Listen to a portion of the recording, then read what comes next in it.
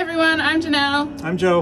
And this is our small group that meets in Richmond on Mondays at 7 p.m. Tonight we are enjoying Mexican food.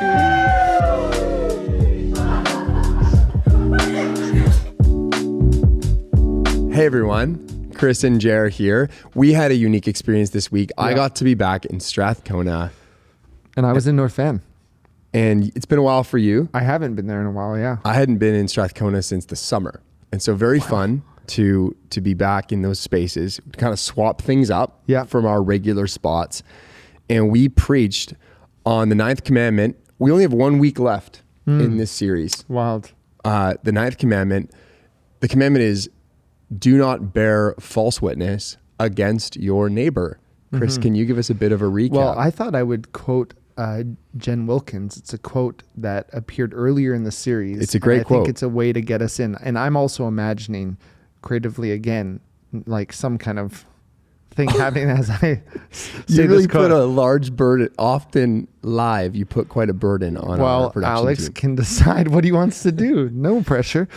But Jen Wilkins Statistics says would say he usually does something with it. Did you see the end of the small group video last week? They're getting... Where's the piracy thing was put in? No, it was awesome. Actually. I didn't know it was coming. They're very Anyways, good videos. Sorry, this is the quote. The Christian faith is absolutely about relationships. But while that faith is personal, it's also communal. We are saved into a special relationship with God and thereby into a special relationship with other believers. Christianity is about a relationship with God and others. And because this statement is true, here it is. Christianity is also unapologetically about rules, for rules show us how to live in those relationships. Rather than threaten relationships, rules enable it. And so I imagine these commandments as guidelines for human flourishing, for human freedom, but also they help us thrive in community. And this commandment about bearing false witness is one of those, where you talk about falsehood and truth, and the fact that without trust, there's no real healthy relationships. And so lying or bearing false witness can cause a miscarriage of justice. It can cause the breakdown of community. It can cause deep and festering wounds in the lives of people. And so what we did on Sunday is we talked about one, what the commandment meant in its original context, and then what it might mean for us today. And so we discussed the fact that in the original context, this idea of bearing false witness, it was legal terms in the Hebrew language. It was meant for the courtroom, and it had a judicial setting.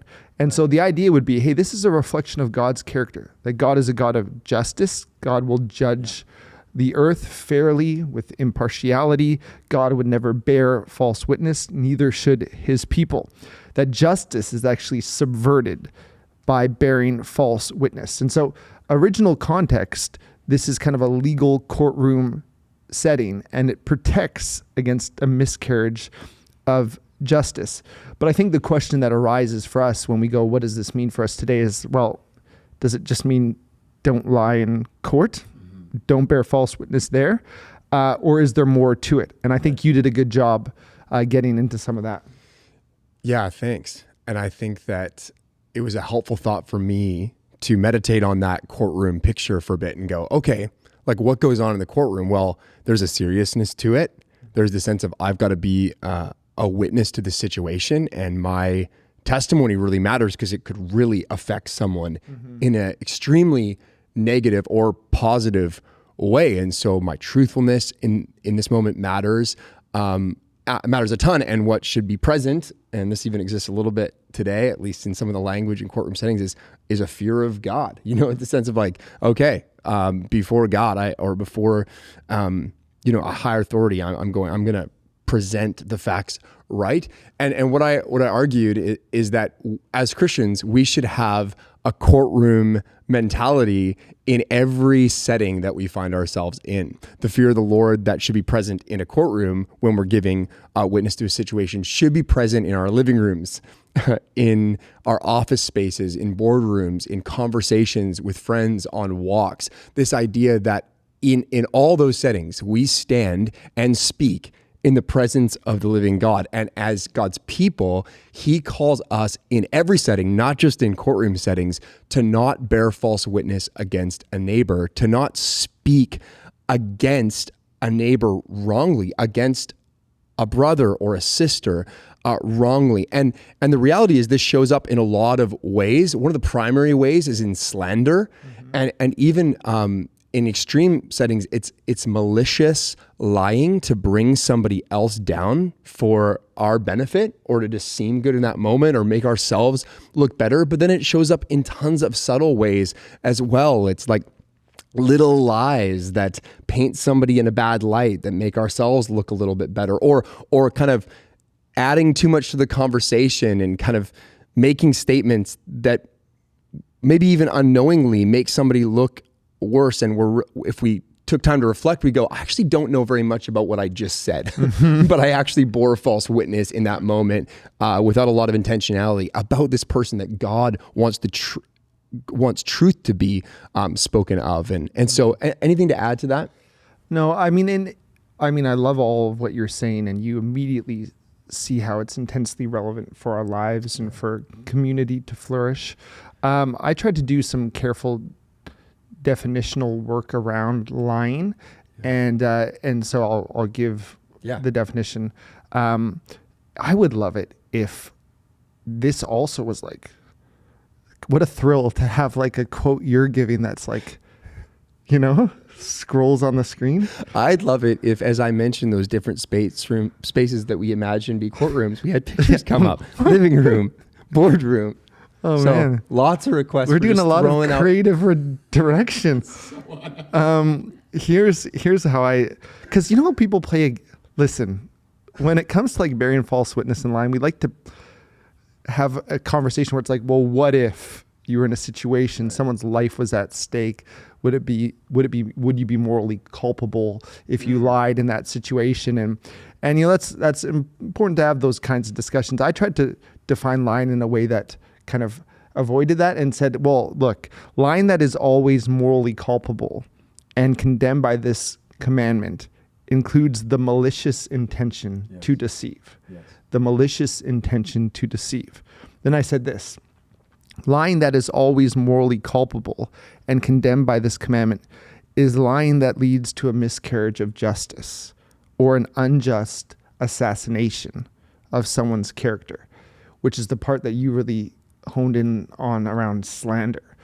And it did cause me to reflect on why I lie in big and small ways. And I think a lot of us know when we are, like, intuitively, we know when we're breaking this commandment, right? Like we're deliberately deceiving others to build ourselves up or to avoid punishment or to get ahead in life or to tear another down or to misconstrue things so that we come out on top. Most of the lies we tell, most of the ways we break this commandment are not the result of complex ethical circumstances where someone's life is at stake. It's like, and so I think there's a lot to talk about, but I wonder what would you suggest as just like conversation pieces for the groups? Yeah, I think it would be really good to reflect on, appropriately reflect on the ways that you have seen the breaking of this command affect community. I would encourage not naming names and not bringing up necessarily specific situations, but to reflect on the fact that I think if we take a few moments, we'll realize the breaking of this command does ruin friendship. It does break people down. Destroys work cultures, like creates toxicity. It ruins whole seasons of life for people where they're misunderstood by people that formerly understood them a different way. And it's even this week, I've been in conversation with friends where I've realized this has been part of their story. And maybe it's been part of your story where you've been really affected by the breaking of this command in community. So to have some sober awareness of how much this does exist, not even just on a micro level, but in really serious ways. And then maybe casting vision for the opposite of this command is like, not just truthfulness, but using our words to encourage others, specifically using our words to bless others, to build others up rather than tear them down. Having those kinds of conversations as well.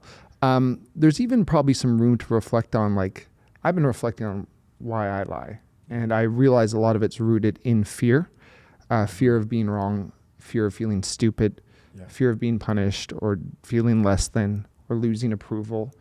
And I'm like, well, why am I afraid of those things? Well, because I want to be loved and I want to be accepted and I want to be validated and treasured. And I was like, well, do any of those reasons for fear evidence of failure to believe the gospel? I'm like, well, yeah, right? And so like, how does God's truth counter the lies that make it necessary or feel necessary for me to tell lies, right? Because often in lying, I'm trying to get what God has already given: worth, validation, security, value, and most importantly, love and acceptance, right? And so I'm not waiting for a positive verdict from other human beings to be worth something. And I shouldn't be desperate for it either. God has already spoken. And so I think we spend our lives trying to like grow into the belief that his words are true about us, which make the need to lie, to tear others down or bolster ourselves unnecessary. And so another thing to think about in groups. No, I love it. It's like why do we get there? And then how do we help one another out of these unhealthy patterns? And I think that's one of the great things about small groups and great thing about friendships is there's so much nuance and there's so much tension with these things. How do we help one another grow into more maturity and into more obedience in Jesus' name? So we love you. Have a great conversation.